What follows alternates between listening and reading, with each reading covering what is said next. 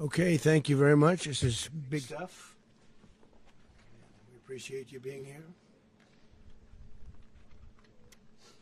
Late last night and early today, at my direction, the United States Armed Forces conducted an extraordinary military operation in the capital of Venezuela. Overwhelming American military power, air, land, and sea, was used to launch a spectacular assault.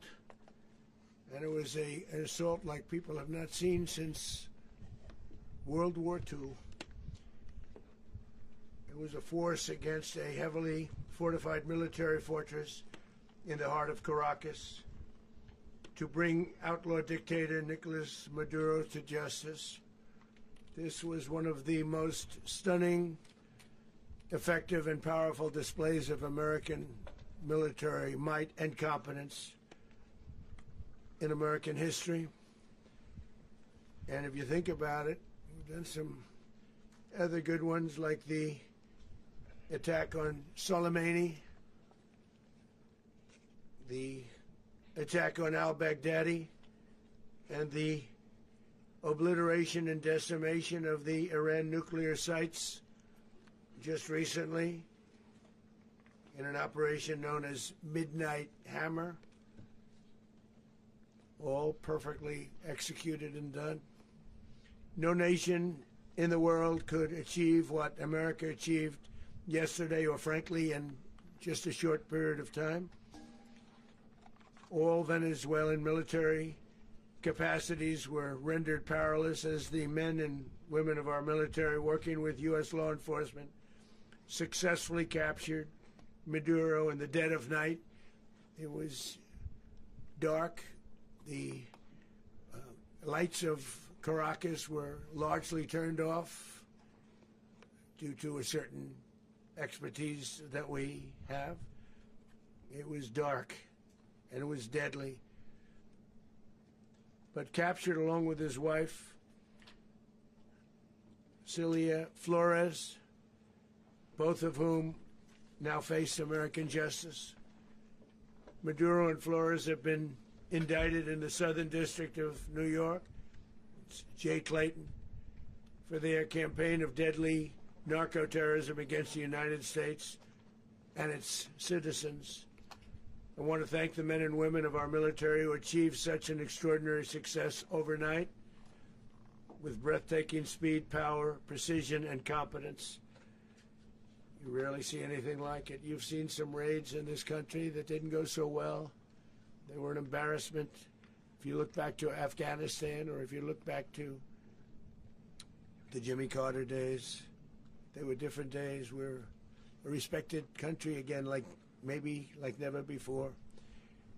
These highly trained warriors, operating in collaboration with U.S. law enforcement, caught them in a very ready position. They were waiting for us. They knew we had many ships out in the sea, just sort of waiting. They knew we were coming. So they were in a ready, what's called a ready position. But they were completely overwhelmed and very quickly incapacitated.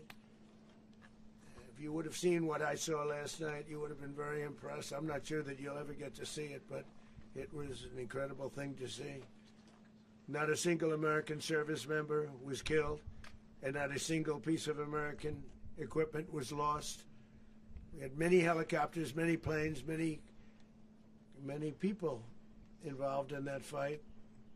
But think of that, not one piece of military equipment was lost, not one service member was, more importantly, killed. The United States military is the strongest and most fearsome military on the planet by far, with capabilities and skills our enemies can scarcely begin to imagine. We have the best equipment anywhere in the world. There's no equipment like what we have, and you see that even if you just look at the boats. You know, we've knocked out 97% of the drugs coming in by sea. 90%. Each boat kills on average, 25,000 people. We knocked out 97%. And those drugs mostly come from a place called Venezuela. We're going to run the country until such time as we can do a safe, proper, and judicious transition. So we don't want to be involved with having somebody else get in and we have the same situation that we had for the last long period of years. So we are going to run the country until such time as we can do a safe, proper, and judicious transition. And it has to be judicious because that's what we're all about. We want peace, liberty, and justice for the great people of Venezuela, and that includes many from Venezuela that are now living in the United States and want to go back to their country. It's their homeland. We can't take a chance that somebody else takes over Venezuela that doesn't have the good of the Venezuelan people in mind. We've had decades of that. We're not going to let that happen. We're there now, and what people don't understand, but they understand as I say this, we're there now, but we're going to stay until such time as the proper transition can take place. So we're going to stay until such time as we're going to run it, essentially, until such time as a proper transition can take place. As everyone knows, the oil business in Venezuela has been a bust, a total bust, for a long period of time. They were pumping almost nothing by comparison to what they could have been pumping and what could have taken place.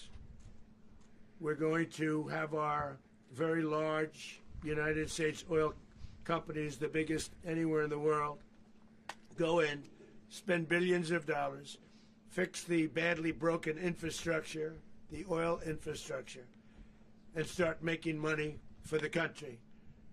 And we are ready to stage a second and much larger attack if we need to do so. So we were prepared to do a second wave if we needed to do so. We actually assumed that a second wave would be necessary, but now it's probably not.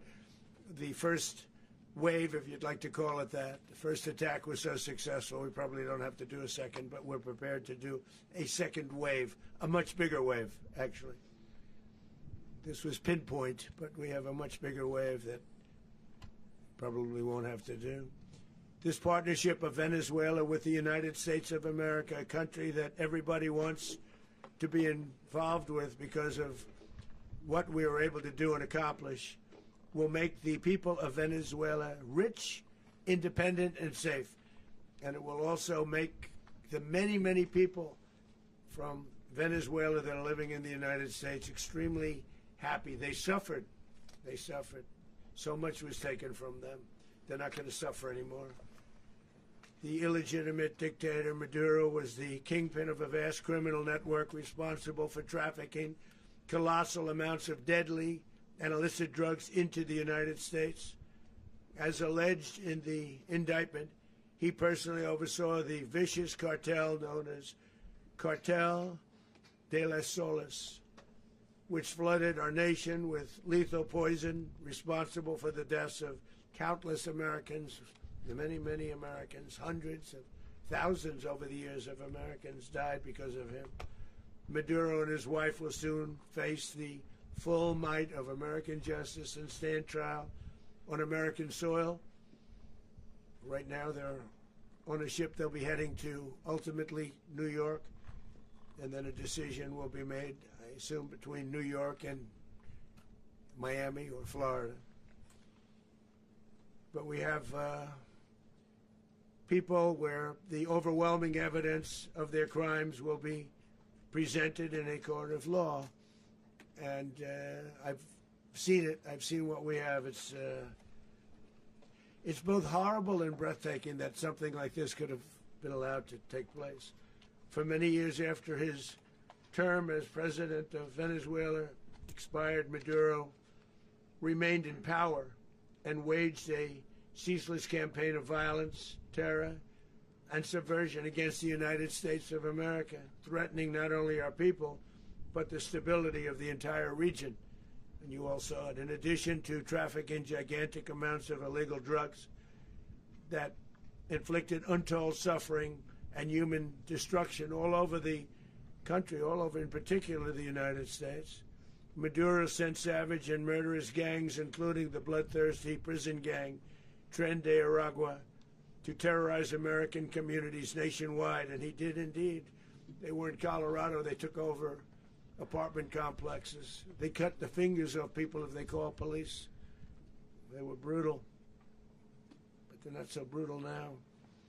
And I just have to congratulate our military, Pete and everybody, and our National Guard, because the job that they've done, whether it's in Washington, D.C., where we have a totally safe city, where it was one of the most unsafe cities anywhere in the world, frankly, and now we have no crime in Washington, D.C.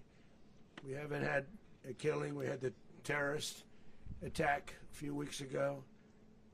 A little bit of a different kind of a threat, but we haven't had a killing in a long period of time, 6-7 months. We used to have two, on average, 2 a week in Washington, our capital. We don't have that anymore. The restaurants are opening. Everyone's happy. They're going, they're walking their daughters, they're walking their children, their wives, they walk to restaurants. Restaurants are opening all over Washington, D.C. So I want to thank the National Guard. I want to thank our military. And I want to thank law enforcement. It's been amazing. And they should do it with more cities. We're doing it, as you know, and we're doing it in Memphis, Tennessee right now, and crime is down. We've just sort of started a few weeks ago, but crime is down now 77%. And the governor of Louisiana called, great person, and he wanted us to help him, as you know, in a certain very nice part of Louisiana, and we have done that. It was a rough section, and we have crime down. I understand it's down to almost nothing already after 2.5 weeks. New Orleans, it's down to almost nothing, and we've only been there for 2.5 weeks. Can't imagine why governors wouldn't want us to help. We also helped, as you know, in Chicago, and crime went down a little bit there. We did a very small help because we had no working ability with the governor. The governor was a disaster, and the mayor was a disaster. But it knocked down crime. But we're pulling out of there when they need us. We'll know. You'll know. You'll be writing about it. And likewise, Los Angeles, where we saved Los Angeles early on, where the head of the police department made a statement that if the federal government didn't come in, we would have lost Los Angeles. That's long after the fires. That's when they had the riots in Los Angeles. We did a great job. Got no credit for it whatsoever, but that's okay. It doesn't matter. We don't need the credit. But we'll be pulling out when they need us. They'll call, or we'll go back if we have to. We'll go back. But we did a great job in various cities. But the place that we're very proud of is Washington, D.C., because it's our nation's capital. We took it from being a crime-ridden mess to being one of the safest cities in the country. But the gangs that they sent raped, tortured, and murdered American women and children. They were in all of the cities I mentioned, Tren de Aragua. And they were sent by Maduro to terrorize our people, and now Maduro will never again be able to threaten an American citizen or anybody from Venezuela. There will no longer be threats. For years I've highlighted the stories of those innocent Americans whose lives were so heartlessly robbed by this Venezuelan terrorist organization. Really one of the worst. One of the worst, they say the worst. Americans like 12-year-old Jocelyn Nungary from Houston. Beautiful Jocelyn Nungary, what happened to her? They, as you know, they kidnapped, assaulted, and murdered by Tren de Aragua animals. They murdered Jocelyn and left her dead under the bridge. There was a bridge that will never be the same to so many people after seeing what happened. As I've said many times, the Maduro regime emptied out their prisons, sent their worst and most violent monsters into the United States to steal American lives. And they came from mental institutions and insane asylums. They came from prisons and jails. The reason I say both, they sound similar. Actually, prisons, little bit more hostile, a little bit tougher. A mental institution isn't as tough as an insane asylum, but we got them both. They sent from their mental institutions. They sent from their jails, prisons. They were drug dealers. They were drug kingpins. They sent everybody bad into the United States. But no longer. And we have now a border where nobody gets through. In addition, Venezuela unilaterally seized and sold American oil, American assets, and American platforms, costing us billions and billions of dollars. They did this a while ago, but we never had a president that did anything about it. They took all of our property. It was our property. We built it.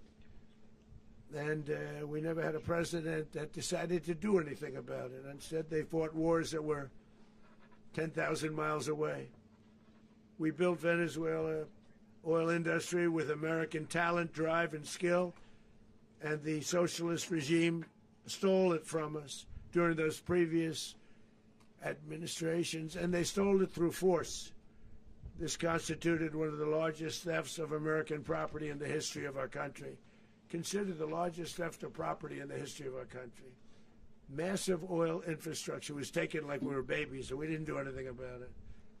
I would have done something about it. America will never allow foreign powers to rob our people or drive us back into and out of our own hemisphere. That's what they did. Furthermore, under the now deposed dictator Maduro, Venezuela was increasingly hosting foreign adversaries in our region and acquiring menacing offensive weapons that could threaten U.S. interests and lives. And they used those weapons last night. Potentially in league with the cartels operating along our border. All of these actions were in gross violation of the core principles of American foreign policy, dating back more than 2 centuries, and not anymore. All the way back, it dated to the Monroe Doctrines, and the Monroe Doctrine is a big deal, but we've superseded it by a lot, by a real lot. They now call it the Monroe Document. I don't know. It's Monroe Doctrine. We sort of forgot about it. It was very important, but we forgot about it. We don't forget about it anymore. Under our new national security strategy, American dominance in the Western Hemisphere will never be questioned again. Won't happen.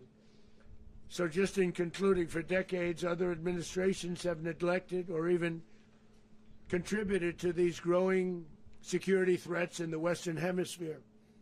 Under the Trump administration, we are reasserting American power in a very powerful way in our home region. And our home region is very different than it was just a short while ago. The future will be, and we did this in my first term.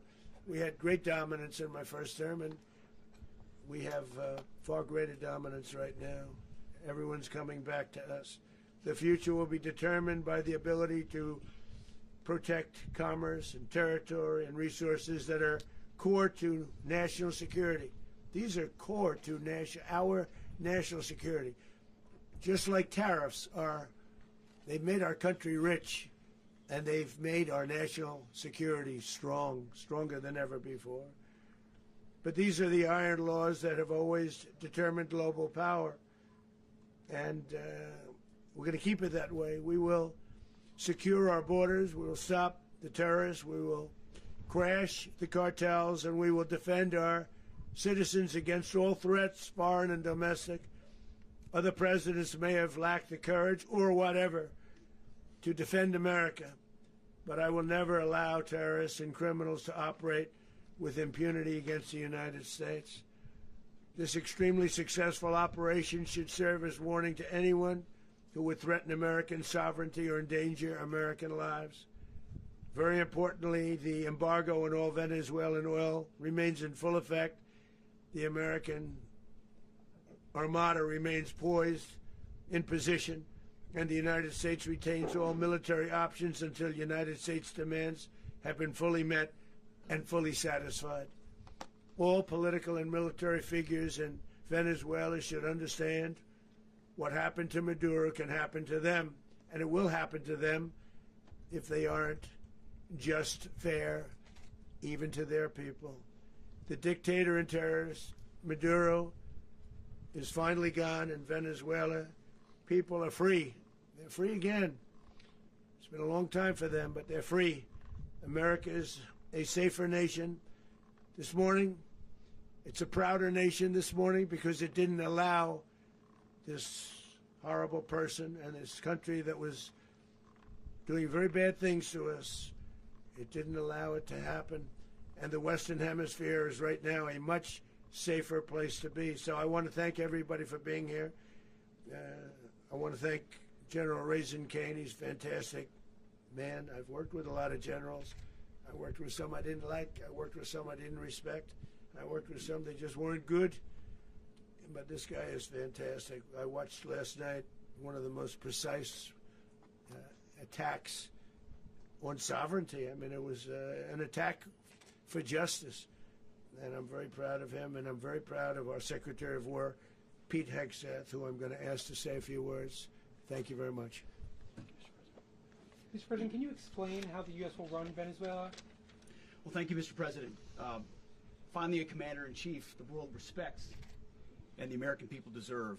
And as the President said, words can barely capture the bravery and the power and the precision of this historic operation. A massive joint military and law enforcement raid flawlessly executed by the greatest Americans our country has to offer. American warriors are second to none, the best in the world and the best of our country. What all of us witnessed last night was sheer guts and grit, gallantry and glory of the American warrior. I'm simply humbled by such men, and I tip my hat to our chairman, Dan Raisin Kane, and all those Americans who stood watch last night. Our warriors are the elite of America, and again, President Trump has your back. No other country on planet Earth, and it's not even close, could pull this kind of operation off. And no other president has ever shown this kind of leadership, courage, and resolve. The most powerful combination the world has ever seen. As the President said, our adversaries remain on notice. America can project our will anywhere, anytime. The coordination, the stealth, the lethality, the precision, the very long arm of American justice, all on full display in the middle of the night. Nicolas Maduro had his chance, just like Iran had their chance, until they didn't and until he didn't. He effed around, and he found out. President Trump is deadly serious about stopping the flow of gangs and violence to our country. Deadly serious about stopping the flow of drugs and poison to our people. Deadly serious about getting back the oil that was stolen from us. And deadly serious about reestablishing American deterrence and dominance in the Western Hemisphere. This is about the safety, security, freedom, and prosperity of the American people. This is America first. This is peace through strength. And the United States War Department is proud to help deliver it. Welcome to 2026, and under President Trump, America is back. I'd like to welcome now our chairman, Chairman Raisin Kane, to give a few more details about the operation. Mr. Chairman. Thank you, Mr. Secretary. Thank you, Mr. President, and good morning. Last night, on the order of the President of the United States and in support of a request from the Department of Justice, as the President said, the United States military conducted an apprehension mission in Caracas, Venezuela, to bring to justice two indicted persons, Nicolas and Cecilia Maduro. This operation, known as Operation Absolute Resolve, was discreet, precise, and conducted during the darkest hours of January 2nd and was the culmination of months of planning and rehearsal, an operation that, frankly, only the United States military could undertake. What I'd like to do this morning is talk to you through some of the preparation and the details without compromising any of our tactics, techniques, and procedures. There is always a chance that we'll be tasked to do this type of mission again. Our interagency work began months ago and built on decades of experience of integrating complex air, ground, space, and maritime operations. While the past 2 decades have honed the skills of our special operations forces, this particular mission required every component of our joint force, with soldiers, sailors, airmen, Marines, and Guardians working in unison with our intelligence agency partners and law enforcement teammates in an unprecedented operation. We leveraged our unmatched intelligence capabilities and our years of experience in hunting terrorists, and we could not have done this mission without the incredible work by various intelligence agencies, including the CIA, NSA, and NGA. We watched, we waited, we prepared, we remained patient and professional.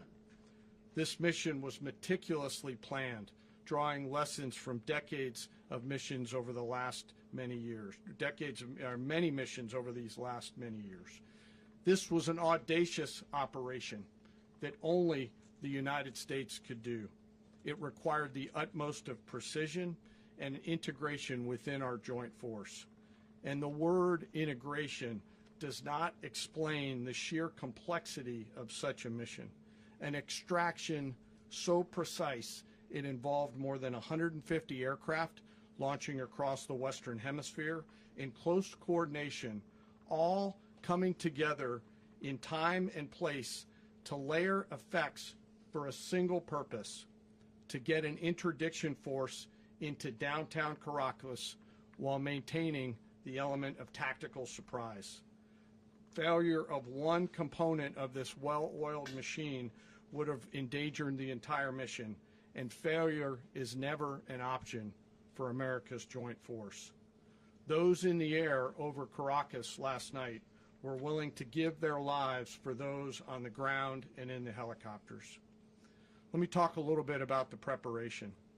After months of work by our intelligence teammates to find Maduro and understand how he moved, where he lived, where he traveled, what he ate, what he wore, what were his pets, in early December, our force was set pending a series of aligned events.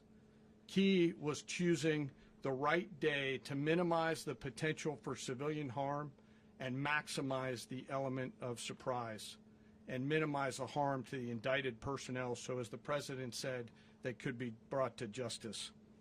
And as the President said earlier today, weather in Venezuela is always a factor this time of the year. And over the weeks through Christmas and New Year's, the men and women of the United States military sat ready, patiently waiting for the right triggers to be met and the President to order us into action. Last night, the weather broke just enough, clearing a path that only the most skilled aviators in the world could maneuver through. Ocean, mountain, low cloud ceilings, but when tasked with a mission, this organization does not quit. At 10:46 p.m. Eastern Time last night, the President ordered the United States military to move forward with this mission. He said to us, and we appreciate it, Mr. President, good luck and Godspeed. And those words were transmitted to the entire joint force. Over the course of the night, aircraft began launching from 20 different bases on land and sea across the Western Hemisphere. In total, more than 150 aircraft, bombers, fighters, intelligence, reconnaissance, surveillance, rotary wing were in the air last night. Thousands and thousands of hours of experience were airborne. Our youngest crew member was 20, and our oldest crew member was 49, and there's simply no match for American military might. As the night began, the helicopters took off with the extraction force, which included law enforcement officers, and began their flight into Venezuela at 100 feet above the water. As they approached Venezuelan shores, the United States began layering different effects provided by Spacecom, Cybercom, and other members of the interagency to create a pathway. Overhead, those forces were protected by aircraft from the United States Marines, the United States Navy, the United States Air Force, and the Air National Guard. The force included F-22s, F-35s, F-18s, EA-18s, E-2s, B-1 bombers, and other support aircraft, as well as numerous remotely piloted drones. As the force began to approach Caracas, the Joint Air Component began dismantling and disabling the air defense systems in Venezuela, employing weapons to ensure the safe passage of the helicopters into the target area. The goal of our air component is, was, and always will be to protect the helicopters and the ground force and get them to the target and get them home. As the force crossed the last point of high terrain where they'd been hiding in the clutter, we assessed that we had maintained totally the element of surprise. As the helicopter force ingressed towards the objective at low level, we arrived at Maduro's compound at 1:01 a.m. Eastern Standard Time, or 2:01 a.m. Caracas local time, and the apprehension force descended into Maduro's compound and moved with speed, precision, and discipline towards their objective and isolated the area to ensure the safety and security of the ground force while apprehending the indicted persons. On arrival into the target area, the helicopters came under fire, and they replied with that fire with overwhelming force in self-defense. One of our aircraft was hit but remained flyable, and as the President said earlier today, all of our aircraft came home, and that aircraft remained flyable during the rest of the mission.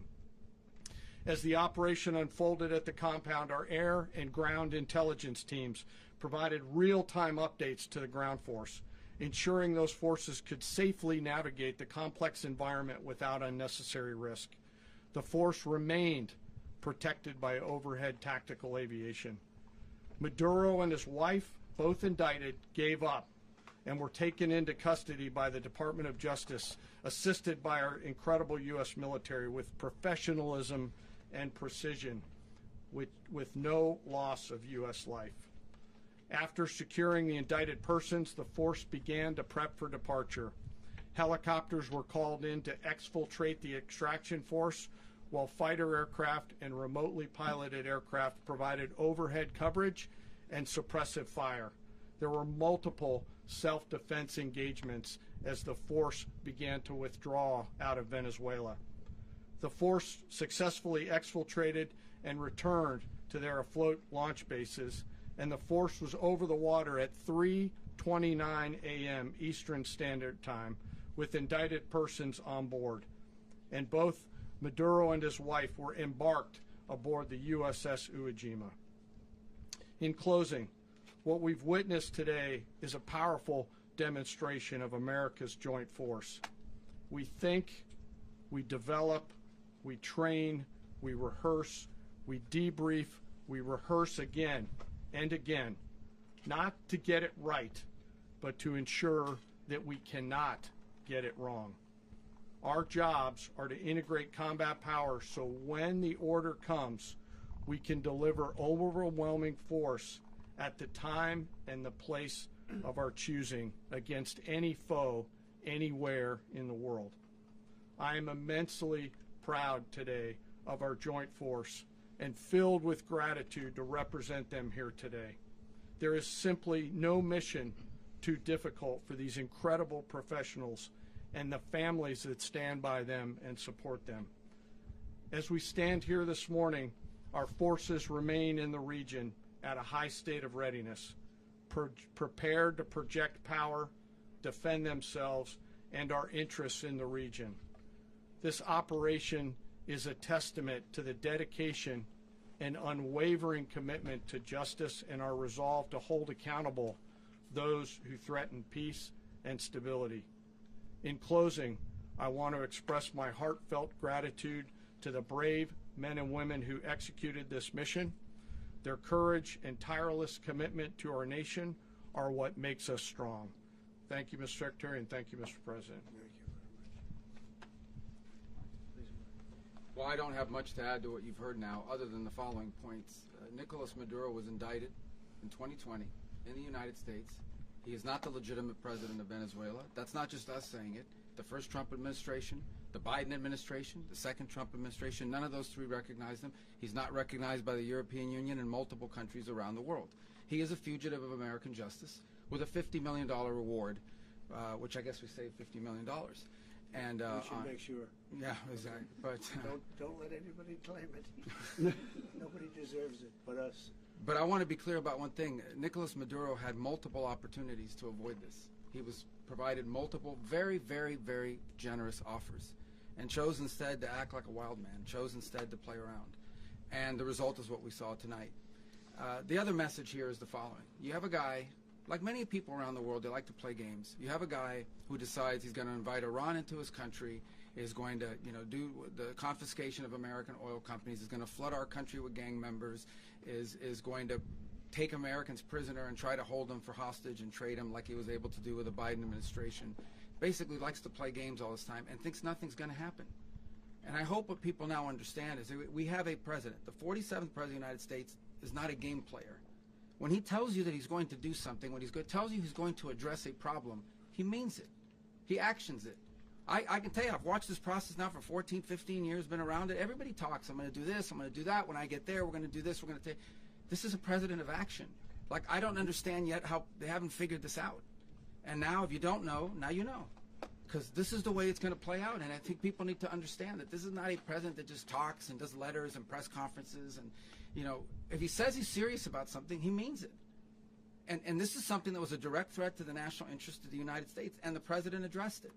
There's a president of peace, by the way. I told you what I just said earlier. This guy had multiple opportunities to find his way somewhere else and figure out another. He could have been living somewhere else right now very happy, but instead he wanted to play big boy. And so now, he's got other sets of problems on his hands. And but I think the message here should be for the world. Look, the president doesn't go out looking for people to pick fights with. He's not generally wants to get along with everybody. We'll talk and meet with anybody, but don't play games. Don't play games with this president's in office, because it's not going to turn out well. And so I hope that I guess that lesson was learned last night, and we hope it'll be instructive moving forward. Is that a message for Cuba? Mr. President. Mr. President. Mr. President.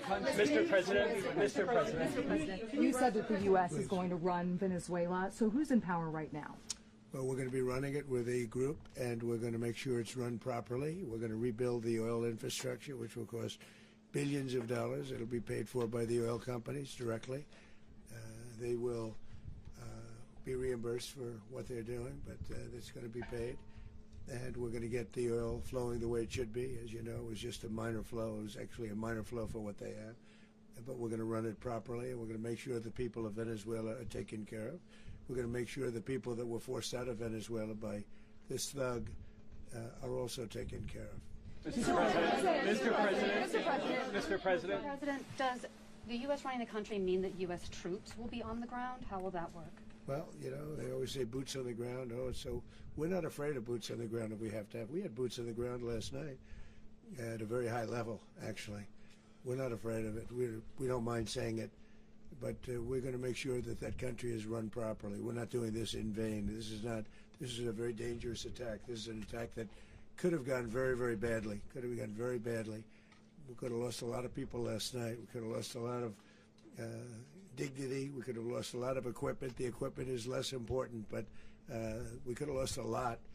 And we're going to make sure that this is proper. We're there now. We're ready to go again if we have to. We're going to run the country right. It's going to be run very judiciously, very fairly. It's going to make a lot of money. We're going to give money to the people. We're going to reimburse people that were taken advantage of. We're going to take care of everybody. It's very important. We couldn't let them get away with it. They stole our oil. We built that whole industry there, and they just took it over like we were nothing. And we had a president that decided not to do anything about it. So we did something about it. We're late, but we did something about it. Yeah, please. Mr. President, can you explain the exact mechanism by which you're going to run the country? Are you going to designate a U.S. official to coordinate? It's Can all you just being unpack it's all that? being done right now. We're designating people. We're talking to Who people. We're specifically? designating various people, and we're going to let you know who those people are. Mr. President. What's the group you mentioned that would run Venezuela? Well, it's largely going to be, for a period of time, the people that are standing right behind me. We're going to be running it. We're going to be bringing it back. It's a dead, I talk about a dead country. A year and a half ago, we were a dead country. Now we're the hottest country anywhere in the world. We're a country doing better than any country anywhere in the world. And it required leadership. Venezuela has a lot of bad people in there, a lot of bad people that shouldn't be leading. We're not going to take a chance that one of those people take over for Maduro. So you can look at, and others, we have fantastic people, including people in the military. So we're going to have a group of people running it until such time as it can be put back on track, make a lot of money for the people, and give people a great way of life, and also reimbursement for people in our country that were forced out of Venezuela. Mr. President, Rubio would be.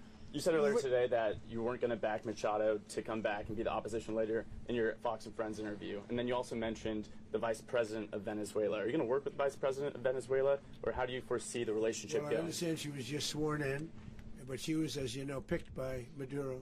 So Marco's working on that directly. He just had a conversation with her, and she's essentially willing to do what we think is necessary to make Venezuela great again. Very simple. Mr. President, Colombian President Gustavo Petro, a couple weeks ago, he said he's got to watch his ass. And today, he said he's not concerned about anything happening to him in the aftermath of this operation. So, just what your message is Well, about he that. has cocaine mills. He has factories where he makes cocaine. And yeah, I think I stick by my first statement. He's making cocaine. They're sending it into the United States. So he does have to watch his ass. Mr. President, Mr. President, did you notify any members of Congress in advance? Marco, do you want to talk about that? Because you were involved in it. Sure. We call members of Congress immediately after. This was not the kind of mission that you can do congressional notification on. It was a trigger-based mission in which conditions had to be met night after night. We watched and monitored that for a number of days. So it's just simply not the kind of mission you can call people and say, hey, we may do this at some point in the next 15 days. But it's largely a law enforcement function. Remember, at the end of the day, at its core, this was an arrest of 2 indicted fugitives of American justice, and the Department of War supported the Department of Justice in that job. Now, there are broader policy implications here, but it's just not the kind of mission that you can pre-notify because it endangers the mission. Mr. President, If I could add one thing to that, Congress has a tendency to leak. This would not be good. If they leaked, General, I think it would have been maybe a very different result. But I have to say, they knew we were coming at some point, We had a lot of ships out there. They sort of knew we were coming. But Congress will leak, and we don't want leakage. Mr. President, you were one of the only people to watch this all play out live. What was Maduro doing when the U.S. forces entered what I assume would be his home? And also, was there any point where the U.S. was considering if Maduro pushed back or resisted killing Maduro? It could have happened. It could have happened. He was trying to get into a safe place. You know what a safe place is, all steel.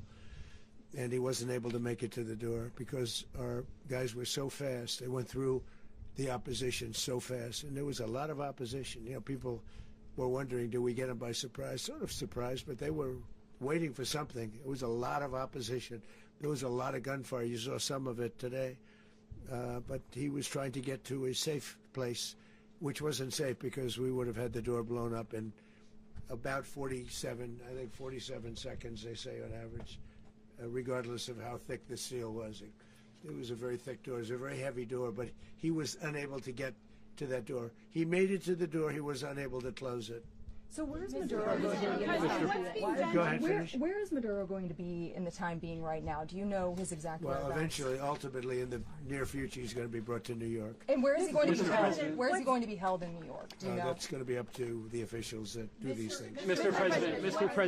President, the U.S. has something of a mixed track record of ousting dictators without necessarily a plan for what comes afterwards. Not with Did me, that weigh on your decision Well, that's making? why we had different presidents, but with me, that's not true. With me, we've had a perfect track record of winning.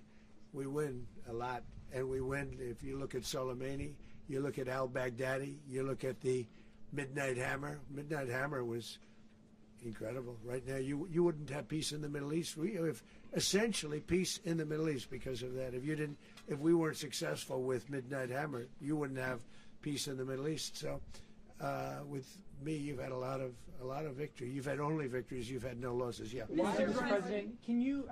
How long do you expect the U.S. to run Venezuela, and how soon do you want the Venezuelan people to hold elections? So I'd like to do it quickly, but it takes a period of time. We're rebuilding. We have to rebuild their whole infrastructure. The infrastructure is rotted. it's actually very dangerous. It's blow-up territory. Oil is very dangerous. It's a very dangerous thing to take out of the ground. It can kill a lot of people. It has killed a lot of people doing just that. The infrastructure is old. It's rotted. Much of it is stuff that we put there 25 years ago, and we're going to be replacing it. And we're going to take a lot of money out so that we can take care of the country. Are you saying that Secretary Rubio and Mr. President, China, Russia, and Iran have interests in Venezuela. How does this operation affect your relationships with them when it comes to the oil and drugs? In terms of China and Russia, Russia when we get things straightened out.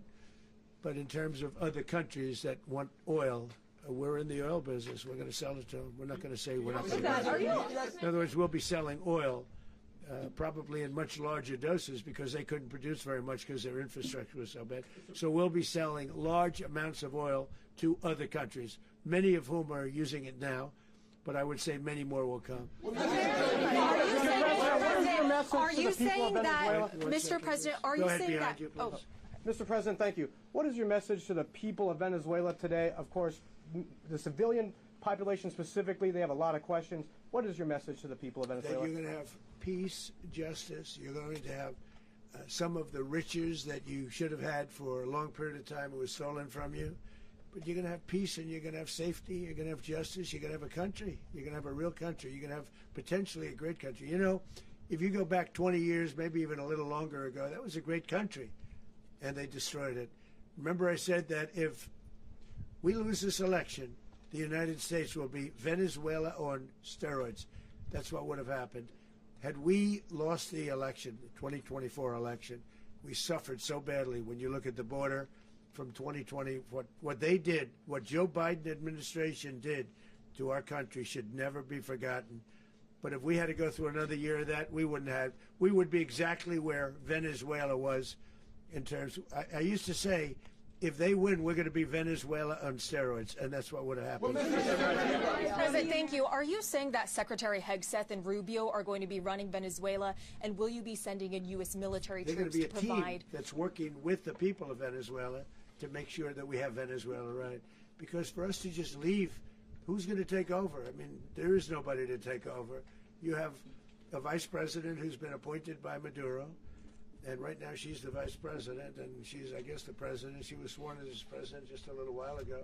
She had a long conversation with Marco, and she said, we'll do whatever you need. I think she was quite gracious, but she really doesn't have a choice. We're going to have this done right. We're not going to just do this with Maduro, then leave like everybody else, leave and say, let it go to hell. If we just left, it has zero chance of ever coming back. We'll run it properly. We'll run it professionally. We'll have the greatest oil companies in the world go in and invest billions and billions of dollars and take out money, use that money in Venezuela. And the biggest beneficiary are going to be the people of Venezuela. And also, I can't stress this strongly enough, the people that got thrown out of Venezuela that are now in the United States, and frankly, some want to stay, and some probably want to go back. Yeah. So, Mr. President, what is being done to protect Americans in the country, and were any of the detained Americans Well, right now they're very last protected night? Because nobody's going to mess with us. They're very protected. The people of, and we let them know that you better not touch one of them. And are you concerned that bad elements of the Maduro regime will remain in place? Well, we know who they are. We're on them, and they're acting much differently now than they would have acted 2 days ago. And what can you okay, say wait, about behind you, please. Mr. President, why is running a country in South America America first? Well, I think it is because we want to surround ourselves with good neighbors. We want to surround ourselves with stability. We want to surround ourselves with energy. We have tremendous energy in that country. It's very important that we protect it. We need that for ourselves. We need that for the world. And we want to make sure we can protect it. Yes, sir. Please, go ahead. Yeah, is there a message here for Cuba and Diaz-Canel? Well, Cuba's an interesting case. Cuba is, not doing very well right now. That system has not been a very good one for Cuba. The people there have suffered for many, many years. And I think Cuba is going to be something we'll end up talking about because Cuba is a failing nation right now, very badly failing nation. And we want to help the people. It's very similar in the sense that we want to help the people in Cuba, but we want to also help the people that were forced out of Cuba and living in this country. Do you want to say something about that, Marco, please? Well, I mean, I just gave you a statement a few minutes ago about, when the president speaks, you should take him seriously. So suffice it to say, Cuba is a disaster. It's run by incompetent, senile men, and in some cases, not senile, but incompetent nonetheless. It has no economy. It's in total collapse. And by the way, they were, all the guards that helped protect Maduro, this is well known, their whole spy agency, all that were full of Cubans. I mean, they basically, it's amazing. This poor island took over Venezuela in some cases. One of the biggest problems the Venezuelans have is they have to declare independence from Cuba. They tried to basically colonize it from a security standpoint. So, yeah, look, if I lived in Havana and I was in the government, I'd be concerned, at least a little bit. Are you cutting off the oil flow to Cuba from Venezuela? Well, the president already announced a week ago that anything that's sanctioned, it's sanctioned oil, it's not going to be allowed to get there. So that's an The answer is yes. Mr. President. Is the U.S. aware of the location of opposition leader Machado, and have you been in contact with her? No, we haven't. We haven't. Mr. President, on Monday. Oh, I think it would be very tough for her to be the leader. She doesn't have the support within, or the respect within the country. She's a very nice woman, but she doesn't have the respect. Mr. President, is it possible that the U.S. ends up administrating Venezuela for years? Well, it won't cost us anything because the money coming out of the ground is very substantial, so it's not going to cost us anything. So the U.S. isn't going to dedicate any money to... Well, we want safety there. We want to be surrounded by countries that aren't housing all of our enemies all over the world. That's what was happening, and you don't want to have that. But we're going to be rebuilding, and we're not spending money. The oil companies are going to go in. They're going to spend money. We're going to take back the oil that, frankly, we should have taken back a long time ago. A lot of money is coming out of the ground. We're going to get reimbursed for all of that. We're going to get reimbursed for everything that we spend. So it's going to be a very important. This is a very big evening that took place last night. We have to be surrounded by safe, secure countries, and we also have to have energy. Very important. We have to have energy that's real energy, not where they're getting 4% and 5% of the energy out of the ground. You take a look. It was such a disaster. So what's going to happen with Venezuela, I think, over the next period of a year is going to be a great thing. And the people of Venezuela will be the biggest beneficiaries. Mr. President, on Monday, U.S. military. Mr. President, thank you. What did you last speak to Maduro about when you spoke? And is the Well, US I don't want to get into the Venezuela? conversations, but I did have conversations with him, and I said, you got to surrender. And I actually thought he was pretty close to doing so, but now he wished he did, yeah. Mr. President, can you explain, you said that Maduro is responsible for drug trafficking. You recently pardoned the former president of Honduras who was convicted on many drug trafficking. Can you explain how these two situations are different? And would you ever pardon Maduro? I endorsed, as you know, the winning president, the man who won in Honduras. I endorsed the man who won in Chile. I endorsed the man who won in Argentina. And we are doing very well with that whole group. What the man that I pardoned was, if you could equate it to us, he was treated like the Biden administration treated a man named Trump. That didn't work out too well for them. This was a man who was persecuted very unfairly. He was the head of the country. He was persecuted very unfairly. And there are a number of them. And we felt that it was a very unfair situation that happened to him. He's also a party member of the man who won. So obviously the people liked what I did. And one of the reasons that was done is because of the fact that the party in power felt very strongly that that man was treated very badly. I studied it very quickly, and then I studied it in great detail. I went to a lot of the people standing behind me, and they felt that that man was persecuted and treated very badly. That's why I gave him a pardon. Mr. President, you referenced boots on the ground earlier. Can you just sort of button this up? Do you envision the U.S. military having a presence in Venezuela as the U.S. runs that country? No, we're going to have a presence in Venezuela as it pertains to oil, because we have to have, we're sending our expertise in. So you may need something, not very much. But no, we're going to be taking out a tremendous amount of wealth out of the ground, and that wealth is going to the people of Venezuela and people from outside of Venezuela that used to be in Venezuela. and it goes also to the United States of America in the form of reimbursement for the damages caused us by that country. So I want to thank you all very much. Thank you. Do you have one? Yes, please. You were so nice before. I'm going to give you the final question. Go Thank ahead. you, Mr. Unless it's a President. bad question, in It's which about case I'll Putin. go one word. It's about who? It's about Putin, if you want. About Putin. Well, Okay. that's always nice. You had to a talk phone. about Putin. You had a phone call with him Yeah. on Monday. Did he talk at all about Maduro? Did y'all talk about this? No, we didn't. And We then- never spoke about Maduro. Are you mad at him right now? I mean, there's this I'm not intelligence. thrilled with Putin. I'm not thrilled with Putin. He's killing too many people. There was that I intelligence. thought that would be so. I settled 8 1/4 war. You know what the 1/4 was? Thailand and Cambodia. I did it again. They broke out, and I did it in about 5 hours, and I settled it. I'm giving myself 1/4, so I'm up to now 8 1/4. In other words, I settled the war, but then they broke out. They had a pretty bad breakout over the last 4 days. I got them to go back to peace. So I only give 1/4. I thought the easiest one would be, one of the easier ones would be Russia, Ukraine. It's not. And they both have done some pretty bad things. And look, that's Biden's war. That's not my war. But I want to stop the lives. Did you see where last month, 30,000, it was 27,000 the month before. 30,000, mostly soldiers, were killed this last month. 30,000. I want to stop that. You know, I got NATO to pay 5% instead of the 2% that they weren't paying. They weren't paying 2, now they pay 5. And we send them a lot of munitions. We send them a lot of things, missiles and various other things, a lot. And they pay. The United States is not losing money. We're probably making money on that. It's the last thing I care about. I just want to stop all those people. We're losing 25, 30,000 human beings that come from 2 places that are very far away. But if I can stop, because it's something I've been pretty good at doing, deals, I guess. It's all a deal. Life is a big deal.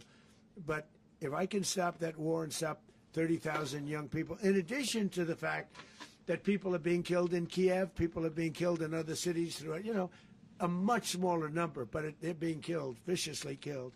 So I'm not happy about it. I thought that would be something that would get solved. We have Mr. Witkoff here. I think that we're making progress, but that's a war that should have never happened. If I were president, it would have never happened. Putin says it. Everybody says it. If I were president, that would have never happened. But I inherited that war. That was Joe Biden, Zelensky, and Putin. I came into the situation, and it's a mess. And I will say this. I watched an operation last night that was so precise, that was so brilliant. I mean, it was incredible. If we had our people, like this general and our people involved, that war would not have gone on very long, that I can tell you. You told me That war, to use an old term, that war has become a bloodbath. And we want it to get stopped. Thank you very much. Are you concerned a rogue Venezuelan general can take over the country? Can you talk about your conversation with the vice president?